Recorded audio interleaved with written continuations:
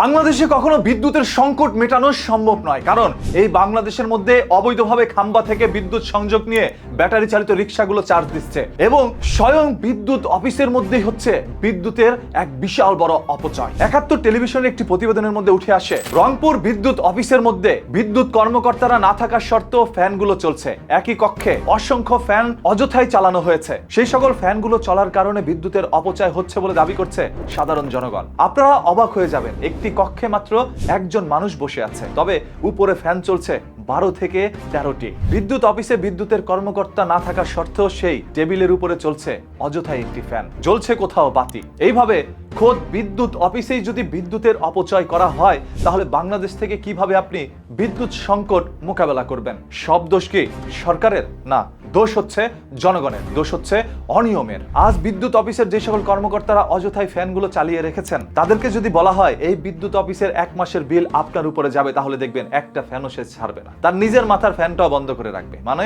মানুষ নিজের স্বার্থে সবকিছু করতে রাজি। যেহেতু সরকারি খাত, সেহেতু অপচয় করলেই কি? যতদিন পর্যন্ত এই দেশটাকে নিজের না মনে করবে এই দেশের জনগণ, ততদিন পর্যন্ত কোনো সংকট মিটবে না। 1971 সালের পর থেকে এই পর্যন্ত বাংলাদেশে নানা ধরনের জিনিসের সংকট যেন মানুষের মোকাবেলা করতেই হচ্ছে। এই দেশের জনগণ নাকি 1971 সালে স্বাধীন হয়েছে, কিন্তু না, স্বাধীন সেদিন হয়নি। এই দেশের জনগণ 24 আন্দোলনের পর নাকি নতুন করে স্বাধীন হয়েছে, কিন্তু না, সেদিনও স্বাধীন হয়নি। এই দেশের জনগণ আজীবন পরাধীনই থেকে যাবে। আমি খুব অবাক হয়ে গিয়েছিলাম যখন বিদ্যুৎ অফিসের মধ্যেই দেখলাম এইভাবে বিদ্যুতের অপচয় করা হচ্ছে। সাংবাদিক প্রশ্ন করতে গেলে অনেকেই সাংবাদিককে বাজেভাবে মন্তব্য করছিল। কমেন্ট বক্সের মধ্যে অনেকে আবার সাংবাদিকের বিরুদ্ধেও কথা বলছে। দেখেন, এই সাংবাদিক সেখানে ঘুষ খেতে যায়নি, বরঞ্চ অপচয়গুলো মানুষের সামনে তুলে ধরতে গিয়েছিল, আর আপনারা তাকেই খারাপ বলছেন। যেই সকল সাংবাদিকগুলো ঘুষ খায়, ঘুষ খেয়ে সত্য মাটির নিচে চাপা রাখে, খারাপ বললে, হলুদ বললে তাদের বলতে পারেন। ভালোকে ভালো বলতে শিখুন, তাহলে ভালো জিনিস আপনারা পাবেন। সর্বশেষ, এই দেশের বিদ্যুৎ সংকট আসলেই কোনোদিন সমাধান করা সম্ভব না যদি ব্যাটারি চালিত রিক্সাগুলো ক্রমান্বয়ে বন্ধ করা না যায়। একজন মালিকের 50টা কিংবা 100টা অটো রিক্সা রয়েছে, প্রতিদিন সেখান থেকে 500 টাকা করেও যদি পায়, তাহলে 50,000 টাকা পাচ্ছে 100টি রিক্সা থেকে। এই ব্যাটারি চালিত অটো রিক্সার ব্যাটারিগুলো চার্জ দিতে যেই পরিমাণ বিদ্যুতের অপচয় হয়,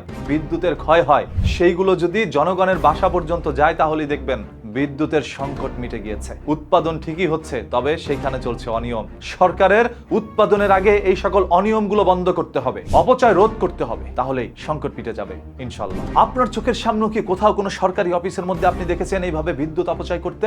অফিস কক্ষে কোনো কর্মকর্তা না থাকা ফলেও সেখানে ক্রমান্বয়ে এসি গুলো চলছে। যদি তাই হয়ে থাকে, তাহলে সেই ফুটেজগুলো নিয়ে আমাদেরকে পাঠাতে পারেন, আমরা সেগুলো জনগণের সামনে তুলে ধরবো, সরকারের নিকট আবেদন করব সেই কর্মকর্তার বিরুদ্ধে। প্রতিদিনের ঘটে যাওয়া ধরনের ঘটনা, দুর্ঘটনা লুকোনো সত্য জানতে পেজটাকে এখনই ফলো করে রাখেন। কথা দিচ্ছি, মাটির নিচ থেকে লুকোনো সত্য বের করে এনে উন্মোচন করবো আপনাদের সামনে যতদিন এই দেহে প্রাণ আছে ইনশাআল্লাহ।